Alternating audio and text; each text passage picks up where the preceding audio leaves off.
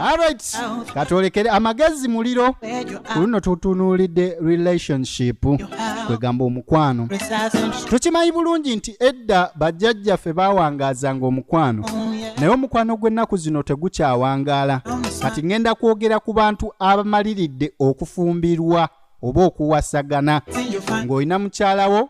Kati kino kigenda gasa nnyo abo abali mu relationship already ey'ekintu ekikulu nti mwagala kwewasa oba oli wa musajja n'omusajja oli naye. Okitegedde? Kati ekintu kino mugenda kikola bwe muti. Tip number 1, kyusa ensonga lwaki oli mu maka g'oyo omusajja. Tutunuulire ensonga lwaki oli mu maka g'omusajja. Naawe omusajja tutunuulire ensonga lwaki oli n'oyo omukazi. Kati egyo gye tugenda osooka otunuulira. Ensonga we munaagikyusa